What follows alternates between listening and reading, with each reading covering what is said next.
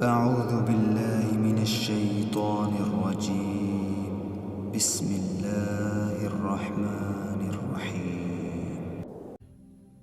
بابا جان، میں یہی چاہتا ہوں کہ آپ مجھے اپنے بارے میں بتائیں۔ آپ نے ایسا کیا کیا تھا کہ اللہ تعالیٰ سے اتنے قریب ہو گئے تھے؟ عبداللہ کی بات پر نائمہ نے بھی اسرا سے پوچھا، امی میں بھی جاننا چاہتی ہوں کہ آپ کی بابا جان سے شادی کیسے ہوئی تھی؟ آپ کی شادی آپ کے والدین نے کی تھی یا پسند کی شادی تھی؟ اس کی بات پر وقار ہنستے ہوئے بولا، تمہیں یہ جان کر حیرت ہوگی کہ تمہاری ماں نے مجھ سے زبردستی شادی کی تھی۔ یہ سن کر نائمہ کا منہ کھلا رہ گیا۔ وہ حیرت سے بولی، زبردستی شادی؟ مگر یہ کیسے ہوا؟ اس کی بات پر اسرا بھی ہنسنے لگی۔ ہاں، میں نے ان سے زبردستی شادی کی تھی، یہ تو نہیں کرنا چاہتے تھے۔ ارے واہ، یہ تو بڑی دلچسپ بات ہے۔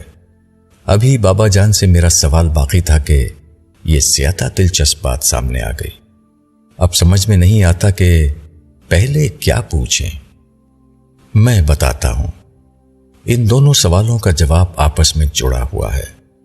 میں خدا سے کیسے قریب ہوا، میری زندگی کیسے بدلی، اور تمہاری امی نے زبردستی مجھ سے کیسے شادی کی، میں سب کچھ بتاتا ہوں۔ لیکن بابا شروع یہاں سے کیجئے گا کہ آپ کی امی سے پہلی ملاقات کہاں اور کب ہوئی۔ نائمہ نے اپنی دلچسپی کا سوال سامنے رکھتے ہوئے کہا، چلو ٹھیک ہے، میں اپنی داستان اپنی اور اسرا کی پہلی ملاقات سے کرتا ہوں، گرچہ یہ ایک برائے نام ملاقات تھی۔ وقار نے کچھ سوچتے ہوئے کہا، پھر اس نے اپنی داستان سنانا شروع کی۔ ہماری کہانی کا آغاز اس وقت سے ہوتا ہے جب وقار نے بولنا شروع کیا۔ اس کی زبان سے نکلے ہوئے الفاظ فضا سے گزر کر ان کی سماعتوں سے ٹکرانے لگے، مگر معمول کے برعکس وقار کے الفاظ جیسے ہی ان کی سماعتوں سے ٹکرائے، ان کے ذہن کے پردے پر ایک فلم کی شکل میں واقعات کی صورت گری کرنے لگے، جس کے نتیجے میں گویا ذہنی طور پر وہ سب ایک حقیقی جیتی جاگتی فلم دیکھنے لگے۔ یہ بات بڑی عجیب تھی کہ وہ بظاہر سن رہے تھے مگر دراصل دیکھ رہے تھے، مگر اس سے انہیں کوئی حیرت نہیں ہوئی۔ یہ جنت تھی جہاں ہر وقت ایسی ہی عجیب و غریب چیزیں ان کے سامنے آتی رہتی تھیں۔ وقار کی زندگی کی کہانی بھی ایک حیرت انگیز شکل میں ان کے سامنے آ رہی تھی۔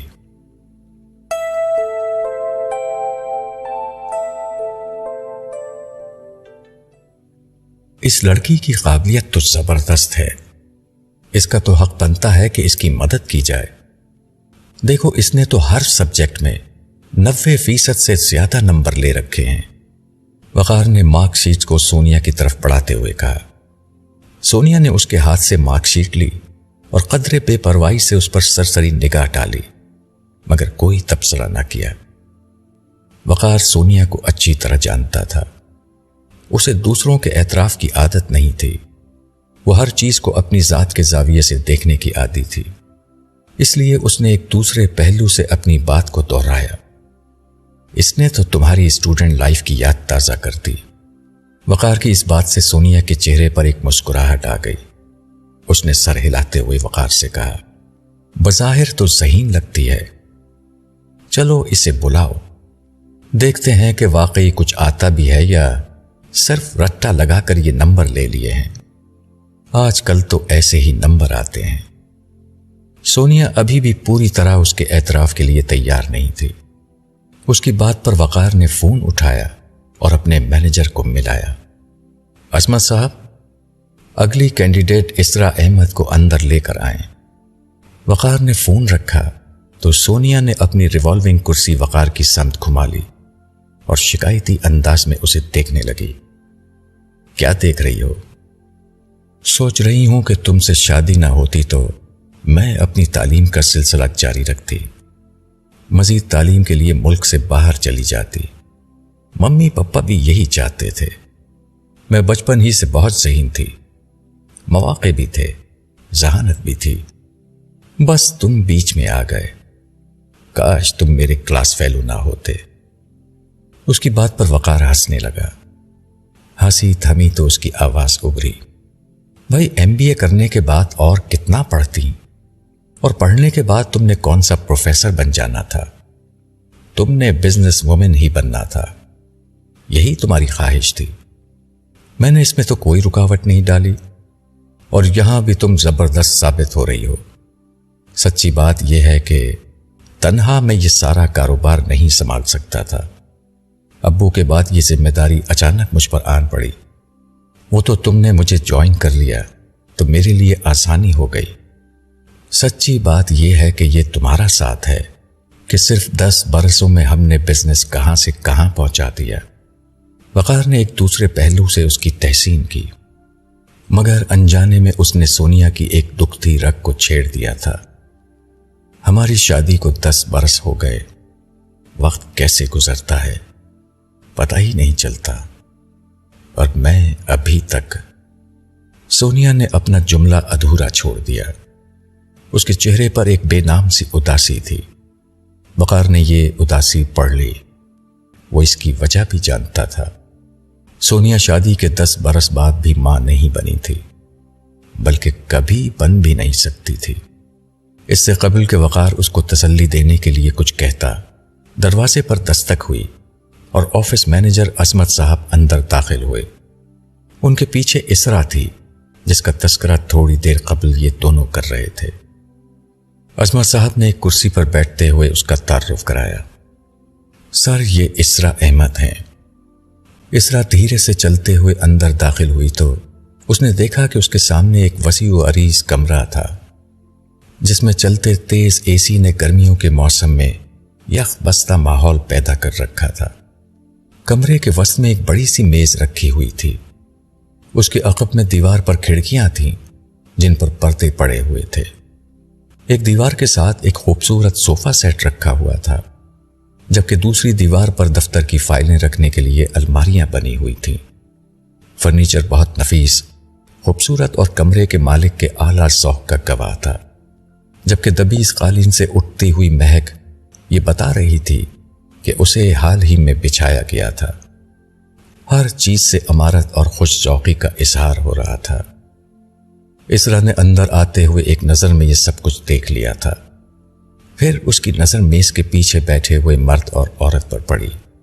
یہ وقار اور سونیا تھے۔ وقار 30-35 برس کا ایک وجیح شخص تھا۔ وہ کلین شیف تھا اور ایک سیاہ رنگ کے 3 پیس سوٹ میں ملبوس تھا۔ اس کے ساتھ اس کی بیوی سونیا بیٹھی ہوئی تھی۔ سونیا وقار ہی کی ہم عمر تھی، مگر دیکھنے میں وہ اس سے کافی چھوٹی لگتی تھی۔ اس کا لباس مغربی طرز کا تھا، بال کٹے ہوئے تھے، مگر ڈائی کے ذریعے سے ان کا رنگ سیاہ سے براؤن کرایا گیا تھا۔ وہ بہت جاذب نظر تھی اور اس کی شخصیت میں بلا کی کشش تھی۔ وہ جھجکتے ہوئے ان کی سمت بڑھی تو وقار نے خوش دلی سے کہا، بیٹھیے مس اسرا۔ شکریہ۔ اسرا کے منہ سے بمشکل آواز نکلی۔ اس نے مروب کن نظروں سے ایک نظر وقار اور سونیا پر ڈالی اور پھر اپنے سر کا دوپٹہ اور جسم پر موجود چادر سنبھالتے ہوئے ان دونوں کے سامنے کرسی پر بیٹھ گئی۔ سونیا نے غور سے اس کا جائزہ لیا۔ یہ ایک سیدھی سادی گھریلو لڑکی لگ رہی تھی۔ حلیے سے لوئر مڈل کلاس سے تعلق لگتا تھا۔ نقش و نگار اچھے تھے، مگر غربت کی گرد اور سادگی کی تہ میں یہ نقوش کچھ دبے ہوئے تھے۔ ان کے ہاں اسی پس منظر کے اسٹوڈنٹس ہی آیا کرتے تھے۔ یہ وقار کا آئیڈیا تھا کہ انہیں غریب اور ذہین طلباء و طالبات کی اعلیٰ تعلیم کے حصول میں مدد کرنی چاہیے۔ سونیا کو گرچہ اس بات میں زیادہ دلچسپی نہیں تھی، مگر وقار کا یہ اصرار تھا کہ یہ کام ہونا چاہیے۔ وقار ایک درد مند شخص تھا جو ضرورت مندوں کی مدد کی کوشش کیا کرتا تھا۔ اس کے نزدیک کسی غریب گھرانے کی مدد کا یہ بہترین طریقہ تھا کہ ان کے کسی بچے کی اعلیٰ تعلیم حاصل کرنے میں مدد کی جائے تاکہ وہ اپنے پورے گھرانے کا بوجھ اٹھا سکے۔ چنانچہ اس نے یہ سلسلہ شروع کر دیا۔ پچھلے کئی برس سے وہ انٹرمیڈیٹ کرنے والے ایسے طلباء و طالبات کو اسکالرشپ دیتے تھے جو قابل ہوتے تھے، مگر اپنے گھریلو پس منظر کی بنا پر اعلیٰ تعلیم خود نہیں حاصل کر سکتے تھے۔ اس دفعہ جو لوگ ان کے پاس انٹرویو کے لیے آئے تھے، ان میں یہ لڑکی اسرا سب سے زیادہ اچھے تعلیمی پس منظر کی تھی، مگر ان دونوں کے سامنے بیٹھتے ہوئے وہ کچھ گھبرائی ہوئی تھی۔ اس نے زندگی میں پہلی دفعہ اتنا شاندار آفس دیکھا تھا۔ تیز ٹھنڈک کے باوجود اس کی پیشانی پر پسینے کے قطرے تھے اور ہاتھ دھیرے دھیرے لرز رہے تھے۔ وقار نے اس کی کیفیت کو بھانپ لیا تھا، چنانچہ قبل اس کے کہ سونیا اس سے کچھ پوچھتی، اس نے اسرا کا حوصلہ بلند کرتے ہوئے کہا، مس اسرا، آپ اطمینان سے تشریف رکھیے۔ آپ کا تعلیمی ریکارڈ تو بہت عمدہ ہے۔ میٹرک اور انٹرمیڈیٹ میں تو آپ نے کمال کر دیا۔ ہم چاہتے ہیں کہ آپ جیسے قابل طالب علم اپنی زندگی میں کچھ مقام حاصل کریں۔ آپ بتائیں گی کہ آپ آگے کیا پڑھنا چاہتی ہیں؟ وقار کی حوصلہ افزائی سے اسرا کا دل کچھ قابو میں آیا تھا، مگر اس سے قبل کہ وہ اس کے سوال کا کوئی جواب دیتی، سونیا نے اس سے انگریزی میں پوچھا، آپ نے اسکالرشپ کے لیے کیوں اپلائی کیا ہے؟ آپ کے والدین آپ کے اخراجات کیوں نہیں اٹھاتے؟ اسرا کو اس کی بات سمجھنے میں کوئی دقت پیش نہیں آئی، مگر روانی سے انگریزی میں جواب دینا اس کے لیے مشکل تھا کہ انگریزی اس کی روزمرہ کی زبان نہ تھی۔ اس لیے اس نے اٹک اٹک کر بولنا شروع کیا، دراصل میرے والد صاحب ایک پرائیویٹ جاب کرتے ہیں اور ان کی تنخواہ بہت کم ہے۔ اس کی مشکل کو محسوس کرتے ہوئے وقار نے اس کی بات کاٹ کر اردو میں کہا، آپ اردو میں جواب دے دیں۔ اسرا نے تشکر آمیز انداز میں اسے دیکھتے ہوئے اپنی بات جاری رکھی، میں یہ عرض کر رہی تھی کہ میرے والد صاحب کی تنخواہ بہت کم ہے۔ والدہ گھر میں سلائی کر کے ہمارے اخراجات پورے کرنے میں ان کی مدد کرتی ہیں۔ ہم 3 بہنیں ہیں، بھائی کوئی نہیں ہے، میں سب سے بڑی ہوں۔ کچھ میں بھی ٹیوشن وغیرہ پڑھا لیتی ہوں۔ میں یہ چاہتی ہوں کہ MBA کر کے اپنے قدموں پر کھڑی ہو جاؤں اور اپنی چھوٹی بہنوں کی ذمہ داریاں پوری کروں، مگر اب میرے لیے ممکن نہیں کہ میں اپنی تعلیم کا سلسلہ جاری رکھ سکوں۔ ایسے میں اگر آپ لوگ میری مدد کر دیں تو میں یقین دلاتی ہوں کہ میں آپ کو مایوس نہیں کروں گی۔ آپ MBA تک میری مدد کر دیں، میں ساری زندگی آپ کا احسان نہیں بھولوں گی۔ دیکھیے، یہ تو ممکن نہیں ہے کہ ہم آپ کے تمام تعلیمی اخراجات ادا کریں، کیونکہ ہمیں دوسرے اسٹوڈنٹس کی بھی مدد کرنا ہوتی ہے۔ سونیا نے اس کے کاغذات پر نظر ڈالتے ہوئے سلسلہ کلام جاری رکھا، آپ نے ملک کے سب سے بڑے ادارے میں اپلائی کیا ہے اور ان کا انٹری ٹیسٹ بھی پاس کر لیا ہے، لیکن ان کی فیس بہت زیادہ ہے۔ بہتر ہے کہ آپ کسی دوسرے ادارے میں داخلہ لے لیں، یا پھر کچھ فیس ہم ادا کریں گے اور باقی کا انتظام آپ کیجیے۔ ہم ہر سال آپ کی پرفارمنس دیکھ کر اگلے برس کی فیس کا فیصلہ کریں گے۔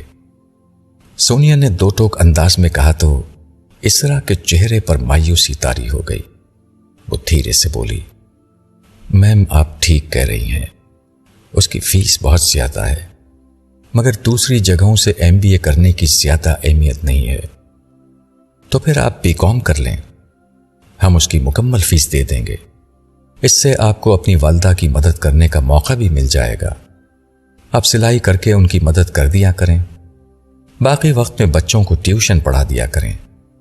آپ کے گھر کے حالات بھی اس طرح بہتر ہو جائیں گے۔ سونیا نے تمام حقائق کو مد نظر رکھتے ہوئے اسے یہ مشورہ دیا۔ وہ اور وقار اسی تعلیمی ادارے سے پڑھے تھے۔ وہ جانتی تھی کہ اس تعلیمی ادارے کا انٹری ٹیسٹ پاس کرنا بہت مشکل ہے۔ اسرا نے یہ کر لیا تھا، مگر اس کی فیس اتنی زیادہ تھی کہ جو بجٹ انہوں نے طلبہ کی مدد کے لیے رکھا تھا اس سے پوری نہیں کی جا سکتی تھی۔ ٹھیک ہے، میں کسی اور ادارے میں MBA کے لیے اپلائی کرتی ہوں، اسرا نے سونیا کی بات پر جواب دیا۔ اس کا چہرہ بجھ چکا تھا، مگر وہ سمجھ سکتی تھی کہ سونیا کی بات غلط نہیں ہے۔ پھر وہ تعصب آمیز لہجے میں بولی، ویسے ابھی عظمت صاحب نے میرے ڈاکومنٹس دیکھے تو بتانے لگے کہ میم نے بھی یہیں سے MBA کیا ہے۔ میں نے سوچا تھا کہ شاید میں بھی میم سونیا جیسی بن سکوں۔ وہاں پڑھنا میری زندگی کا سب سے بڑا خواب تھا، مگر شاید یہ ممکن نہیں ہے۔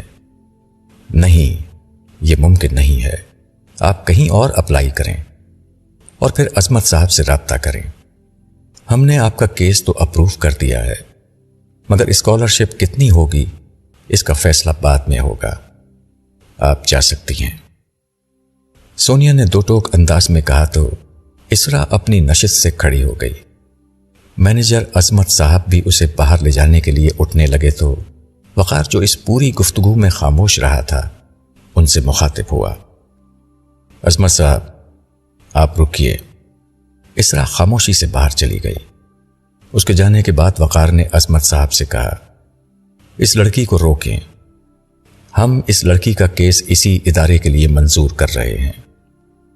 وقار، تم یہ کیا کر رہے ہو؟ سونیا نے فوراً مداخلت کی۔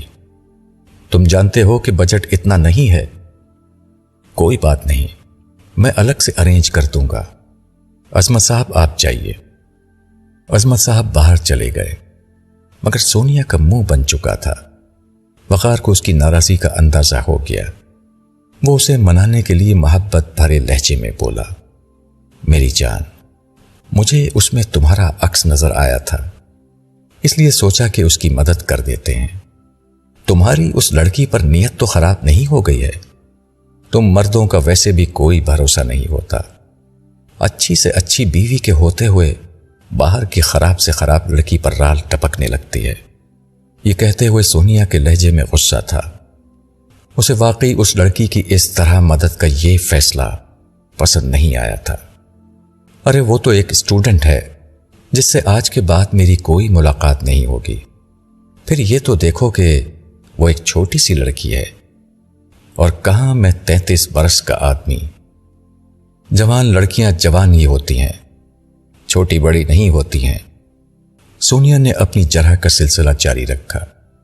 وہ ماں نہ بننے کی وجہ سے ایک نوعیت کے احساس کمتری اور عدم تحفظ کا بھی شکار تھی۔ پاگل ہو گئی ہو تم تو جانتی ہو کہ تمہارے سوا میں نے کبھی کسی کے متعلق سوچا بھی نہیں۔ تم یہ بھی جانتی ہو کہ میں تم سے کتنی زیادہ محبت کرتا ہوں۔ اس لیے پلیز اب یہ موضوع ختم کرو اور چلو جلدی سے مسکرا دو۔ آج میں تمہیں باہر ڈنر پہ لے جاؤں گا، پھر ہم کوئی مووی بھی دیکھنے چلیں گے۔ وقار اسے منانے کے لیے سارے طریقے اختیار کر رہا تھا۔ وقار کی اس بات پر اس کا موڈ ٹھیک ہو ہی گیا۔ وہ مسکرا کر بولی، چلو ٹھیک ہے، آج آؤٹنگ پر چلتے ہیں۔ اور ہاں، اب میں انٹرویو میں اور نہیں بیٹھ رہی، باقی جو 1-2 لوگ ہیں ان کو تم ہی دیکھ لو۔ اوکے، میں دیکھ لوں گا۔ تم ایک مہربانی کر دو، اس لڑکی کو خود بتا دو کہ تم نے اس کی درخواست منظور کر لی ہے۔ ہو سکتا ہے اس لڑکی کی وجہ سے اللہ تعالیٰ مجھے پاپ بنا دے۔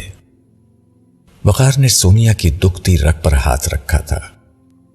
ٹھیک ہے، میں اسے اپنے کمرے میں بلا کر بتاتی ہوں۔ ٹھیک ہے، تم جاؤ، باقی امیدوار میں خود دیکھ لوں گا۔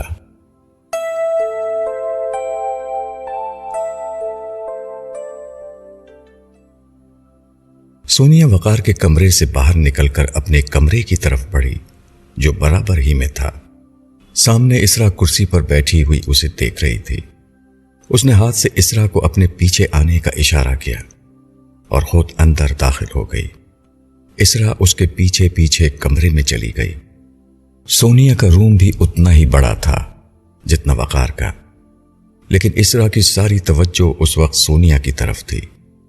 سونیا اطمینان کے ساتھ چلتی ہوئی اپنی آرام دہ نشست پر بیٹھی اور اسے بھی سامنے بیٹھنے کے لیے کہا۔ اسرا اس کے سامنے بیٹھ گئی۔ اسرا مسحور کن نظروں سے سونیا کو دیکھ رہی تھی۔ وہ اس سے انتہائی متاثر ہو چکی تھی۔ ایک تو وہ عورت ہونے کے باوجود اتنے بڑے آفس کی مالک تھی، دوسرے ذاتی طور پر خود شکل اور پرکشش تھی، تیسرے اس کی شخصیت میں بلا کا اعتماد تھا۔ پھر اس نے اپنی شخصیت اور لباس کو بالکل جدید مغربی انداز میں ڈھالا ہوا تھا، جو اسرا کی کلاس کے پس منظر میں ایک بالکل نئی سی چیز تھی۔ اسے سونیا کی ہر ادا بڑی متاثر کن لگ رہی تھی۔ اس کا لباس، اس کا چلنا، اس کا انداز نشست و برخاست، اس کا انداز گفتگو، اس کے بالوں کا کٹا ہوا ہونا، ان کا مختلف رنگ میں ٹائی ہوا ہونا، وہ ہر چیز سے متاثر تھی، حتیٰ کہ اس کے سخت گیر رویے سے بھی۔ سونیا ہر اعتبار سے ایک باس تھی۔ یہ مقام حاصل کرنا اس کی زندگی کا سب سے بڑا خواب تھا، اور سونیا اس خواب کی زندہ شکل تھی۔ اس نے سوچا وہ زندگی میں ایسی ہی بنے گی۔ سونیا تھوڑی دیر تک اسرا کو دیکھتی رہی، پھر ایک ادا سے سر کو جھٹک کر اپنے وہ بال ایک طرف کیے جو اس کے چہرے پر بکھر رہے تھے۔ کچھ دیر کی خاموشی کے بعد اس نے بولنا شروع کیا۔ دیکھو اسرا، میں تمہیں بتا چکی ہوں کہ تمہارا کیس منظور نہیں ہو سکتا۔ ہم اتنے زیادہ پیسے ایک کینڈیڈیٹ کو نہیں دے سکتے، مگر تم ذہین اور قابل لڑکی ہو۔ مجھے امید ہے کہ زندگی میں ایک روز تم کچھ نہ کچھ ضرور بنو گی، اس لیے میں تمہارا کیس ایکسپٹ کر رہی ہوں، مگر ایک شرط اور ایک مشورے کے ساتھ۔ خوشی سے اسرا کا منہ کھلا رہ گیا۔ اسے توقع نہیں تھی کہ سونیا نے اسے یہ بتانے کے لیے اندر بلایا تھا۔ میم، بہت شکریہ، آپ جو کہیں گی میں آپ کی بات مانوں گی، آپ میری آئیڈیل ہیں۔ اس کی بات پر سونیا کے چہرے پر ہلکی سی مسکراہٹ آ گئی۔ دیکھو، شرط یہ ہے کہ تمہاری پرفارمنس خراب نہیں ہونی چاہیے۔ خراب ہوئی تو اسکالرشپ خطرے میں پڑ جائے گی۔ مجھے منظور ہے، میں آپ کو مایوس نہیں کروں گی، اسرا نے تیزی سے کہا۔ اور مشورہ یہ ہے کہ پڑھنے کے دوران میں خود کو عشق و محبت سے دور رکھنا۔ تم بری شکل کی نہیں ہو، بہت سے عاشق تمہیں مل جائیں گے، مگر یاد رکھنا اس طرح کیریئر نہیں بنتا۔ میم، آپ بے فکر رہیں، میری زندگی کا مقصد اپنے گھر والوں کو سپورٹ کرنا ہے۔ میری زندگی میں عشق و محبت کی کوئی گنجائش نہیں۔ بس ٹھیک ہے، اب تمہیں یہاں آنے کی کوئی ضرورت نہیں۔ تمہارا رابطہ اب عظمت صاحب سے رہے گا، وہی تمہارا سارا معاملہ دیکھیں گے۔ تم جا سکتی ہو۔ اسرا اس کا شکریہ ادا کر کے اٹھ گئی۔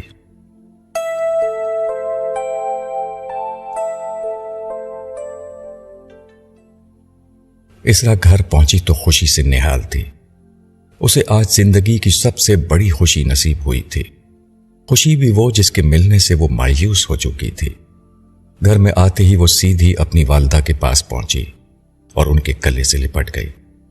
امی، میں بہت خوش ہوں، میں بہت زیادہ خوش ہوں۔ آج کا دن میری زندگی کا سب سے بڑا دن ہے۔ اب بس چند برسوں کی بات ہے، ہمارے دن پھر جائیں گے۔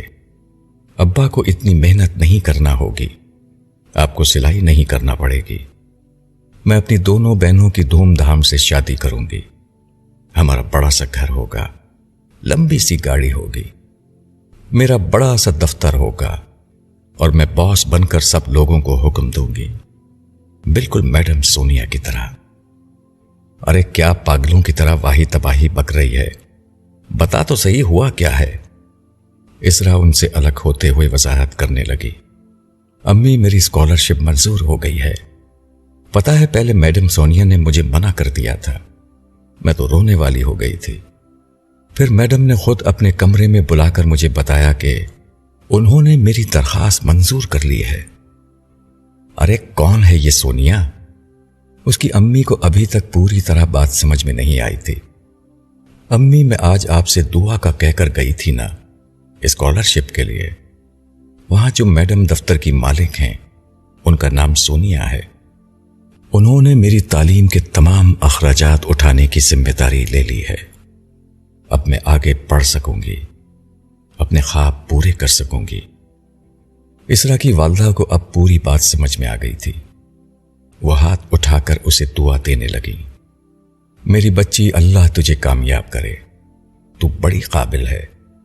اللہ ان لوگوں کا بھی بھلا کرے جنہوں نے ہمارے ساتھ یہ نیکی کی ہے۔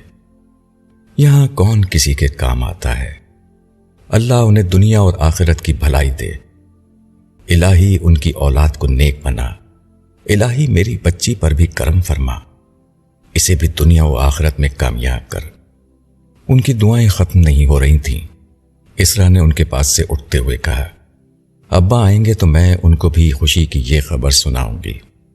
ہاں بیٹا، وہ بڑی خوشی سے سنیں گے۔ انہیں بڑا قلق تھا کہ ان کا کوئی بیٹا نہیں ہے۔ تو انہیں بتانا کہ تو بیٹے سے بڑھ کر ان کا سہارا بنے گی۔ ہاں امی، سب ٹھیک ہو جائے گا، ہمارے دن پھر جائیں گے، بس تھوڑا سا انتظار اور کر لیں۔ مجھے اپنی منزل سامنے نظر آ رہی ہے۔ اس کی والدہ نے اس بات میں گردن ہلاتے ہوئے کہا، ہاں بیٹا، مگر اس خوشی کے موقع پر اللہ کو ضرور یاد کر لو، شکرانے کے نفل پڑھو۔ ہاں امی، میں شکرانے کے نفل پڑھوں گی، یہ سب اللہ کی مہربانی ہے۔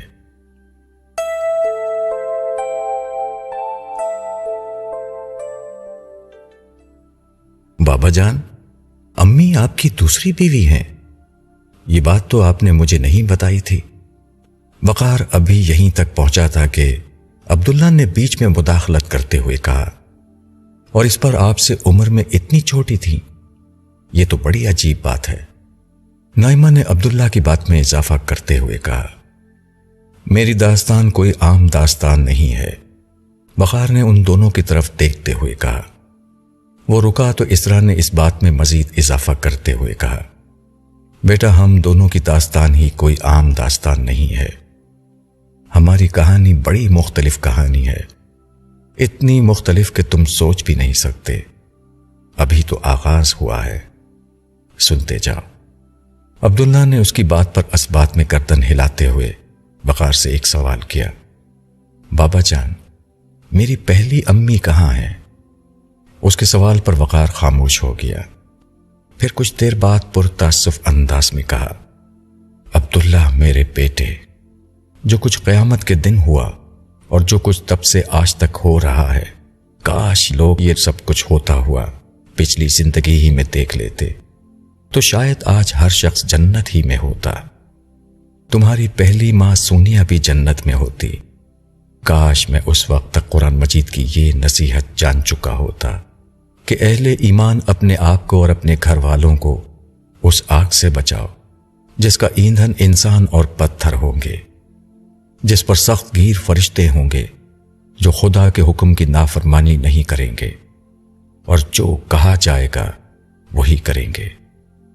وقار نے بالواسطہ طریقے پر عبداللہ کو اس کے سوال کا جواب دے دیا تھا۔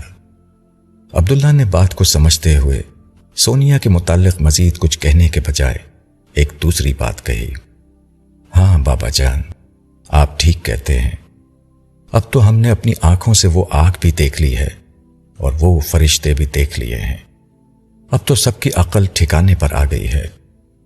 مگر بابا جان، پھر یہ امتحان تو نہیں رہتا نا؟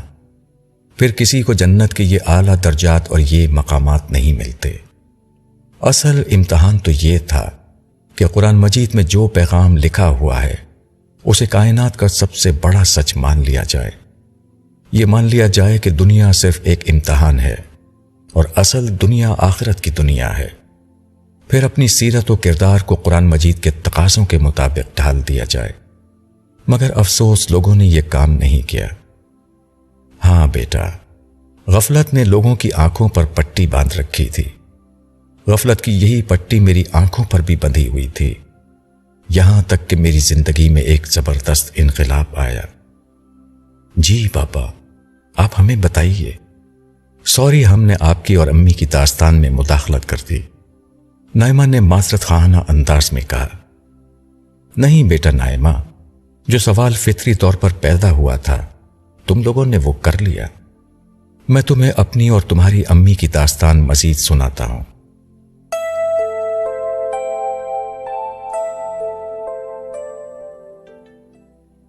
اسرا نے MBA میں داخلہ لے لیا۔ شروع میں اس کے لیے یہاں کے ماحول میں ایڈجسٹ کرنا قدرے مشکل ہو گیا۔ یہ ایلیٹ کلاس اور اپر مڈل کلاس سے تعلق رکھنے والے لڑکے لڑکیوں کے پڑھنے کی جگہ تھی، وہی یہاں کے اخراجات برداشت کر سکتے تھے۔ اسرا جیسے پس منظر کے اسٹوڈنٹ تو یہاں شاذ ہی آیا کرتے تھے۔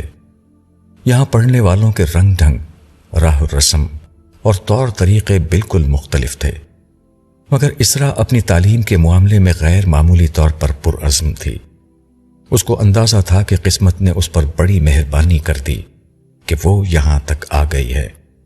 وہ کسی طور اس موقع کو ضائع نہیں کرنا چاہتی تھی، چنانچہ اس نے جم کر محنت کی اور تعلیم پر کل وقتی توجہ دی۔ تاہم ایک مسئلہ اسے پہلے دن سے ہی پیش آ گیا تھا، وہ یہ کہ یہاں پڑھنے کے لیے صرف فیس دینا کافی نہیں تھا، دیگر تعلیمی اخراجات بھی ہوتے رہتے تھے۔ ان کا پورا کرنا بھی اسرا کے لیے ممکن نہ تھا۔ شروع میں جیسے تیسے کر کے اس نے معاملہ چلایا، لیکن جب بات اس کے بس سے باہر ہو گئی تو اس نے عظمت صاحب کو فون کر کے اپنا مسئلہ بتایا۔ انہوں نے اس سے وعدہ کیا کہ وہ اس کا یہ مسئلہ حل کرانے کی کوشش کریں گے۔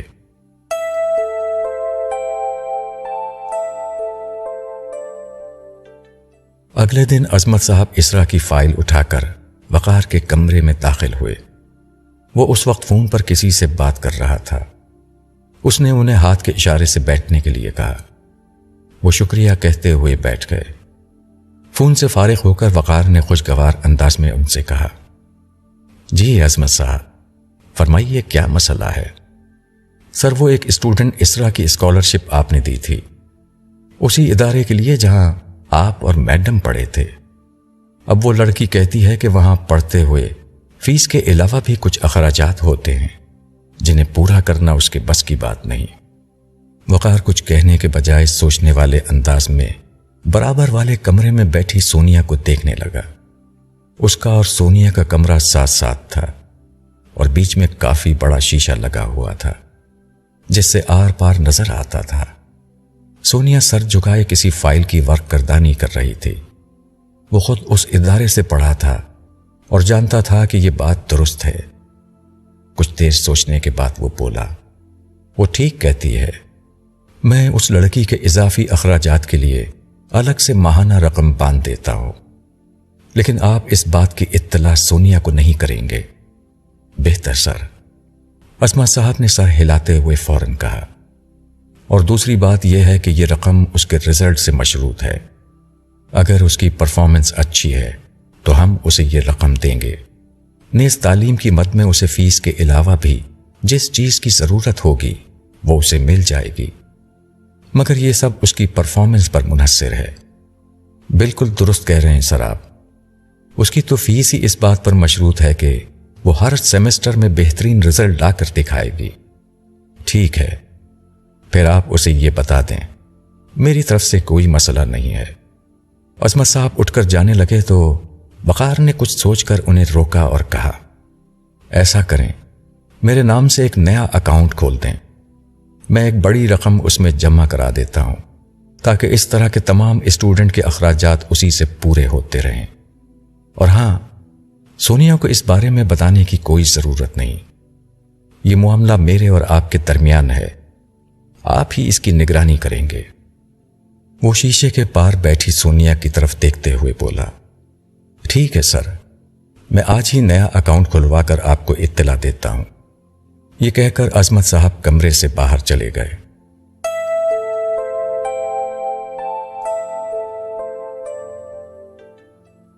اگلے دن عظمت صاحب نے اسرا کو یہ خوشخبری سنا دی کہ اس کے اضافی اخراجات کی درخواست منظور ہو گئی ہے، لیکن اسے ہر سیمسٹر میں ایک خاص درجے میں رزلٹ لانا ہوگا۔ اسرا کے لیے یہ شرط کوئی مسئلہ نہ تھی، تعلیم اس کا جنون تھی، محنت کی وہ عادی تھی، خدا نے ذہانت بھی دے رکھی تھی، اس لیے ہر سیمسٹر میں وہ مطلوبہ نتائج حاصل کرنے میں کامیاب رہی۔ نتیجے کے طور پر اس کے معاملات بھی ٹھیک چلتے رہے۔ رفتہ رفتہ اسرا میں اعتماد اور تبدیلی آتی جا رہی تھی۔ وہ اس ماحول کے ساتھ ایڈجسٹ کر گئی تھی۔ وہ اب روانی سے انگریزی بول لیتی تھی۔ اس کے اساتذہ اس کی قابلیت سے متاثر تھے، اس کے کلاس فیلوز اس کا اعتراف کرتے تھے، مگر اس میں کچھ اور تبدیلیاں بھی آ رہی تھیں۔ اس کی ماں ایک مذہبی خاتون تھیں اور ان کے اثر سے وہ کچھ کچی پکی نمازیں پڑھ لیا کرتی تھی، مگر اب تعلیمی مصروفیات میں نماز مکمل طور پر چھوٹ چکی تھی۔ پہلے وہ کبھی کبھار قرآن کریم پڑھ لیتی تھی، مگر اب اس کا وقت بھی نہیں ملتا تھا۔ اس کے حلیے میں بھی تبدیلی آنا شروع ہو گئی۔ پہلے اس نے چادر اتاری تھی، پھر سر سے دوپٹہ اتار کر بس گلے تک محدود کر دیا، گرچہ پھر بھی اس کا معاملہ ساتھ پڑھنے والی دیگر لڑکیوں کے مقابلے میں کافی بہتر تھا۔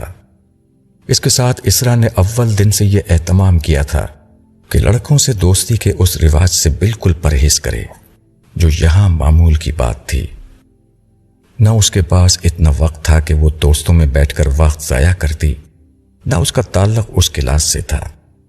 سب سے بڑھ کر اس کی زندگی کا ایک مقصد تھا، اس میں عشق، محبت، دوستیوں کی کوئی گنجائش نہ تھی۔ اس کا ہر لمحہ بس اپنی تعلیم پر توجہ دینے میں گزرتا تھا۔ اسی طرح 2 برس گزر گئے۔ پرانی اور کمزور اسرا کی جگہ ایک نئی اور مضبوط اسرا جنم لے رہی تھی، جس میں بہت اعتماد تھا، جس کی منزل بہت آگے تھی۔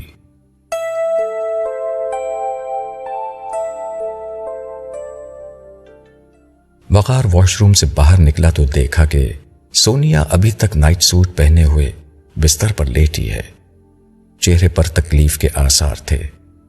اسے دیکھ کر وہ اس کے پاس چلتا ہوا آیا اور بڑی محبت کے ساتھ بولا، کیا بات ہے سونیا، تمہاری طبیعت خراب ہے؟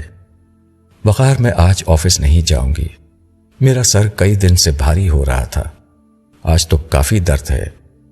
تو سر درد کی گولی لے لو۔ کئی دن سے گولی لے رہی ہوں مگر فائدہ نہیں ہو رہا۔ چلو پھر میں تمہیں ڈاکٹر کے ہاں لے چلتا ہوں۔ نہیں، اس کی ضرورت نہیں ہے، میں نے ڈاکٹر سے ابھی فون پر بات کر کے میڈیسن لکھوائی ہے، وہ کہہ رہے ہیں کہ پریشانی کی کوئی بات نہیں، 1-2 دن میں فائدہ ہو جائے گا۔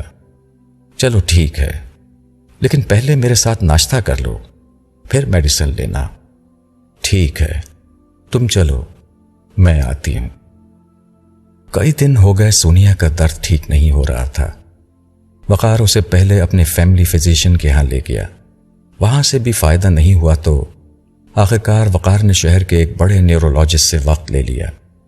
انہوں نے سونیا کے کئی ٹیسٹ کرائے، کئی دن تک تشخیص کا عمل جاری رہا۔ آج یہ تمام رپورٹیں لے کر وقار ڈاکٹر کے پاس آیا تھا۔ وہ جان بوجھ کر سونیا کو ساتھ نہیں لایا تھا، اس کے ذہن میں کچھ خدشات تھے۔ اب وہ ان خدشات سمیت ڈاکٹر کے سامنے بیٹھا ہوا تھا۔ ڈاکٹر کافی دیر تک ان رپورٹس کو دیکھتا رہا، پھر وقار سے مخاطب ہو کر بولا، میں آپ سے صاف بات کروں گا، اس لیے کہ آپ ایک سمجھدار اور میچور آدمی ہیں۔ آپ کی بیوی کو برین ٹیومر ہے۔ یہ سنتے ہی وقار کے سر پر گویا بم کا دھماکہ ہو گیا۔ وہ بے وقوف ہرگز نہیں تھا، جانتا تھا کہ برین ٹیومر کا مطلب کیا ہوتا ہے۔ گرچہ ٹیسٹ کرواتے وقت اسے یہ اندازہ ہو چکا تھا کہ معاملہ کچھ گڑبڑ ہو چکا ہے، لیکن دل میں ایک امید تھی کہ ڈاکٹر کوئی اچھی بات سنائے گا۔ لیکن اب اس کے بدترین خدشات کی تصدیق ہو چکی تھی۔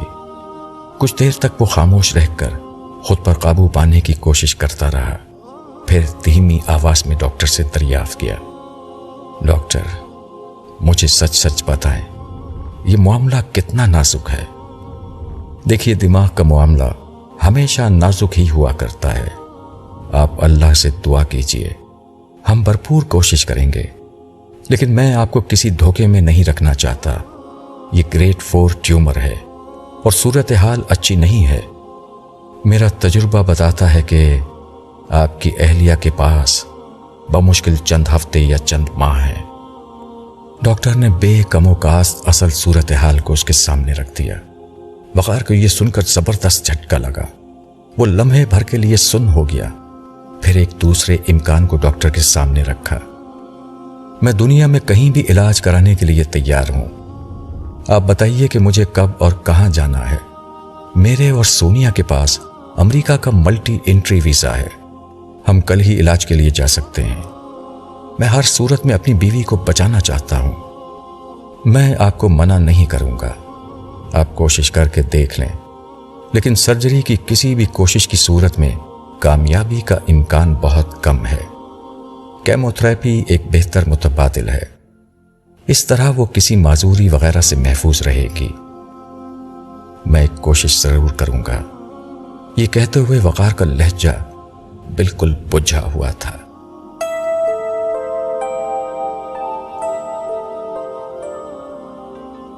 وقار گھر میں داخل ہوا تھا۔ سونیا اور وقار کی والدہ رات کے کھانے کے لیے میز پر بیٹھے تھے۔ ملازم ان کے سامنے کھانا لگا رہے تھے۔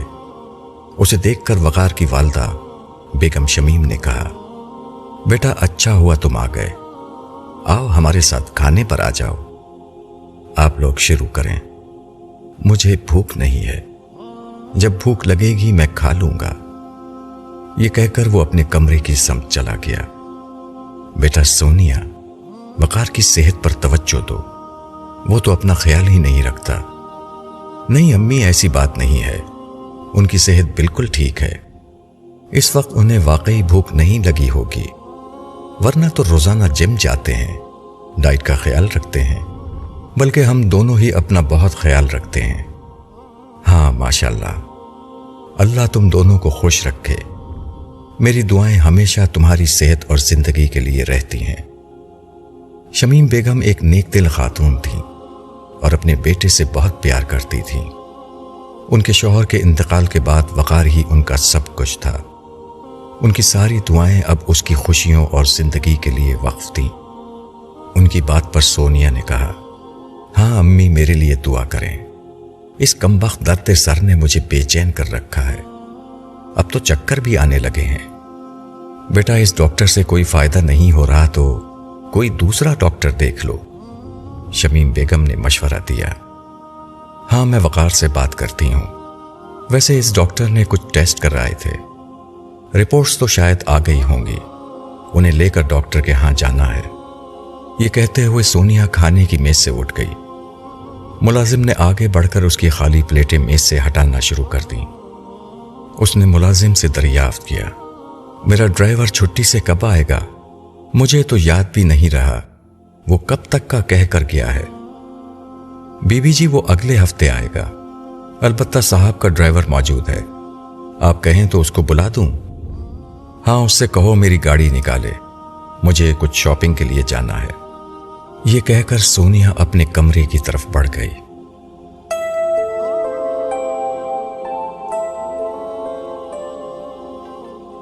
وقار بستر پر آنکھیں بند کر کے لیٹا تھا، اس کی آنکھوں سے آنسو بہ رہے تھے۔ سونیا کمرے میں داخل ہوئی تو اس نے اپنے آنسو چھپانے کے لیے کروٹ لے لی۔ سونیا اس کی طرف دیکھے بغیر واش روم کی طرف چلی گئی۔ تھوڑی دیر میں وہ کپڑے تبدیل کر کے باہر آئی اور وقار سے کہا، وقار میں شاپنگ کے لیے باہر جا رہی ہوں، تم کھانا کھا لینا۔ یہ کہہ کر وہ دروازے کی سمت بڑھی تو پیچھے سے وقار کی آواز آئی، ہم 2 دن بعد امریکہ جا رہے ہیں، سیٹس بک ہو چکی ہیں، کچھ وہاں کے لیے بھی تیاری کر لینا۔ اس کی بات پر سونیا ایک دم سے مڑی، کیوں؟ یہ اچانک کیا ہوا ہے؟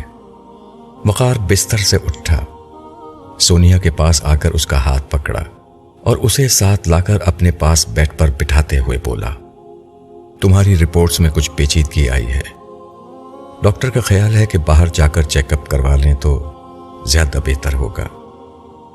سونیا سیدھی سادی گھریلو لڑکی نہیں تھی، برسوں سے ایک بڑا بزنس چلا رہی تھی۔ اسے معلوم تھا کہ اس طرح اچانک کروایا جانے والا کوئی چیک اپ معمول کا نہیں ہو سکتا۔ ڈاکٹر نے کیا کہا ہے؟ وقار خاموش رہا۔ وقار، ڈاکٹر نے کیا کہا ہے؟ وقار کی خاموشی پر اس نے غصے میں اپنی بات دہرائی۔ اس کی چھٹی حس نے اسے بتا دیا تھا کہ معاملہ گھمبیر ہے، پریشان ہونے کی بات نہیں ہے، معمولی سا ٹیومر ہے، امید ہے کہ ہم اس کا علاج کرنے میں کامیاب ہو جائیں گے۔ وقار نے اس سے نظریں چراتے ہوئے کہا، برین ٹیومر؟ سونیا کی زبان سے نکلا، اس سے آگے وہ ایک لفظ نہیں بول سکی۔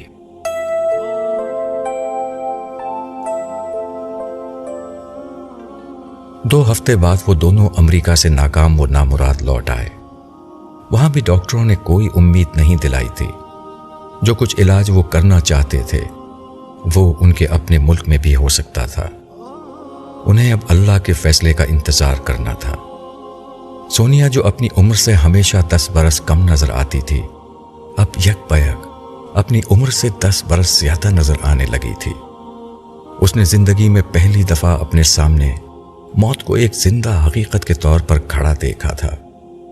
یہ ہر انسان کا مسئلہ ہوتا ہے، وہ موت سے غافل رہتا ہے، اپنے سامنے ہر روز دوسروں کو مرتے دیکھتا ہے، اخبار اور ٹی وی پر دوسروں کی موت کا ذکر پڑھتا اور سنتا ہے، وہ احباب کو دفن کرتا ہے اور دوسروں کی تعزیت کرتا ہے، وہ جنازوں میں شریک ہوتا اور قریبی عزیزوں کو خود سے بچھڑتے دیکھتا ہے، مگر انسان موت کو ہمیشہ دوسروں کی کہانی سمجھتا ہے۔ وہ سمجھتا ہے کہ ملک الموت صرف دوسروں کے دروازے پر دستک دیتا ہے، اس کے لیے عالم کے پروردگار نے کوئی استثنا رکھ دیا ہے کہ موت کا فرشتہ اس کا بدن نہیں چھوئے گا۔ انسانوں کی اس غلط فہمی کی ایک بڑی وجہ یہ ہوتی ہے کہ وہ ہمیشہ زندگی کے اگلے مرحلے کے بارے میں سوچتے ہیں۔ بچپن میں لڑکپن، لڑکپن میں جوانی، جوانی میں بڑھاپے اور بڑھاپے میں چند مزید دنوں کی امید انسانوں کو اس حقیقت سے غافل کر دیتی ہے کہ اس کی آخری منزل موت ہے۔ مگر کبھی کبھار ایسا ہوتا ہے کہ موت کی منزل بڑھاپے کے مرحلے سے پہلے اچانک سامنے آ جاتی ہے۔ ایسے میں جو انسان خدا و آخرت سے غافل اور ایمان و عمل صالح سے دور رہا ہوتا ہے، وہ خود کو مایوسی اور بے بسی کی ایسی دلدل میں پاتا ہے جو لمحہ لمحہ اس کے وجود کو نگلے چلی جاتی ہے۔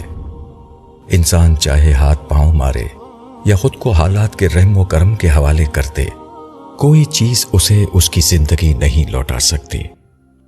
اس کے برعکس جو لوگ خدا اور آخرت کے احساس میں جیتے ہیں، موت ان کے لیے خوشی کا ایسا ہی پیغام لاتی ہے جیسی خوشی کسی نوجوان کو اپنی شادی کی خبر سے ہوتی ہے۔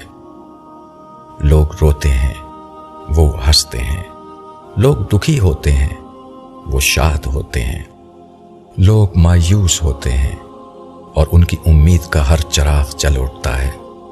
وہ جانتے ہیں کہ موت کسی مصیبت کا نام نہیں، بلکہ اس حقیقت کی نامہ بر ہے کہ ان کا دور امتحان ختم اور دور انعام شروع ہوا چاہتا ہے۔ بدقسمتی سے سونیا کا معاملہ دوسرا نہیں بلکہ پہلا والا تھا۔ وہ ایک امیر گھرانے کی چشم و چراغ تھی۔ زندگی نے اسے سب کچھ دیا، اچھی شکل، مال و دولت، اعلیٰ تعلیم اور پھر وقار جیسا چاہنے والا شوہر، مگر اس نے کبھی شکر گزاری کی زندگی نہیں گزاری۔ وہ غفلت کے اس جرم میں مبتلا تھی جس کا انجام جہنم ہوتا ہے۔ ہمیشہ زیادہ سے زیادہ اور سے اور خوب سے خوب تر کو اس نے اپنی زندگی بنائے رکھا۔ اسے اور وقار کو اللہ نے بزنس میں غیر معمولی کامیابی دی، جس کے بعد ہر سال نئے ماڈل کی گاڑی، غیر ملکی ٹرپ، سیر و تفریح، برانڈڈ کپڑے اور پرس، بیش قیمت پرفیومز، مہنگی جیولری اور رنگینیوں سے بھرپور پارٹیاں اس کی زندگی بنی رہیں۔ مگر اب موت سونیا کے سر پر آ کھڑی ہوئی تھی۔ وہ موت جو فرعون اور نمرود کا اقتدار لے ڈوبی، قارون کی دولت کھا گئی، کلیوپیٹرا کا حسن نگل گئی، رستم کی طاقت سلب کر لی اور آئنسٹائن کی ذہانت کو شکست دے گئی، اب اس کے سامنے سینہ تانے کھڑی تھی۔ اس کی کیا حیثیت تھی کہ وہ اس کا سامنا کر سکتی؟ اسے مرنا تھا، مگر مرنے کے احساس نے اسے وقت سے پہلے مار ڈالا تھا۔ جو لوگ مرنے کے احساس میں جیتے ہیں وہ موت کے وقت زندہ ہو جاتے ہیں، اور جو مرنے کے احساس میں نہیں جیتے وہ موت کو سامنے دیکھ کر وقت سے پہلے مر جاتے ہیں۔ یہی سونیا کے ساتھ ہوا تھا۔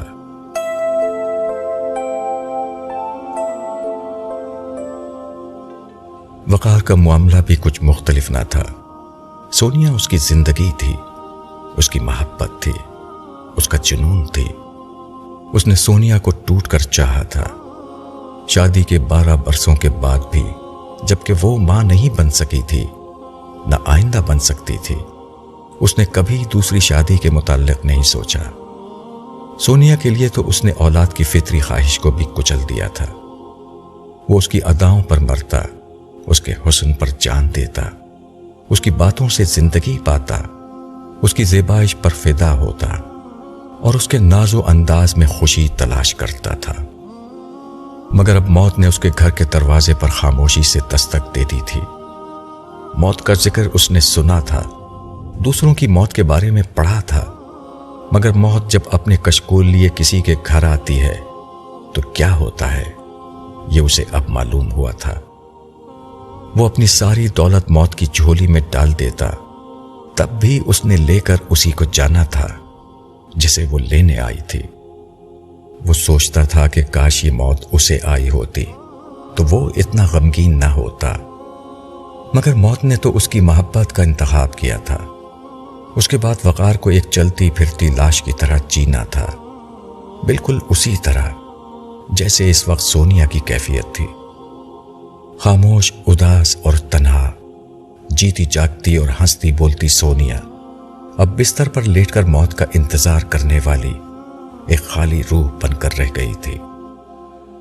مگر وقار کے لیے ابھی ایک دروازہ باقی تھا۔ یہ وہ دروازہ تھا جس کو کبھی اس نے سنجیدگی سے نہیں لیا تھا۔ یہ مذہب کا دروازہ تھا۔ اس نے یہ دروازہ کھٹکھٹانے کا فیصلہ کیا۔ وقار نے 5 وقت نماز مسجد میں پڑھنا شروع کر دی تھی۔ ہر نماز میں وہ دیر تک مصلی پر بیٹھ کر دعا کرتا تھا۔ یہاں سے کام نہیں بنا تو مذہب کے نام پر جو کچھ معاشرے میں رائج تھا وہ سب وقار نے آزمانے کا فیصلہ کیا۔ اس نے گھر میں مدرسے کے بچوں کو بلا کر قرآن خوانی اور دعا کرانی شروع کر دی۔